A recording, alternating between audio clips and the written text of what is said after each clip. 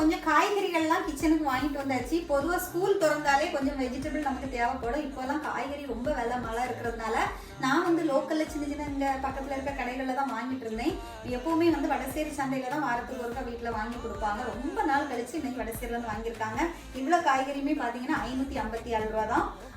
57 ரூபா தான் இல்லை, கொஞ்சம் காய்கறிகள் கம்மியாக தான் இருக்குது. இவ்வளோ ரூபாய்க்கு என்னென்ன வாங்கியிருக்கேன் ஃபஸ்ட்டு வந்து பார்த்தீங்கன்னா தக்காளி. மழை நேரங்கிறதுனால பழமும் காயுமா சேர்ந்தாலும் இருக்குது பார்த்துக்கோங்க. நான் எப்போவுமே வந்து நாட்டு தக்காளி தான் விரும்புவேன். இது வந்து 1 கிலோ வந்து 80 ரூபா. தக்காளி விலை கூடுதல். அப்புறம் வெண்டைக்காய், கோவக்காய், நெல்லிக்காய், இஞ்சி ரொம்ப அழகாக இருக்குது பார்த்தீங்களா, ஃப்ரெஷ்ஷாக இருக்குது. வெள்ளரிக்காய், உருளைக்கிழங்கு, ஒரு பீட்ரூட்டு, அப்புறம் பச்சை மிளகாய், சௌ, அப்புறம் நூல்கோல், அப்புறம் பார்த்தீங்கன்னா பெரிய வெங்காயம், சின்ன வெங்காயம் ஆல்ரெடி வீட்டில் இருக்குது, மல்லி இலை, புதினா, கருவேப்பிலை. இவ்வளோ காய்கறியும் விலைக்கு கொள்ளாமா அப்படின்னு சொல்லிட்டு மறக்காமல் கமெண்ட் பண்ணுங்கள். முக்கியமாக காய்கறி ஃப்ரெஷ்ஷாக இருக்கான்னு சொல்லுங்கள், சரியா?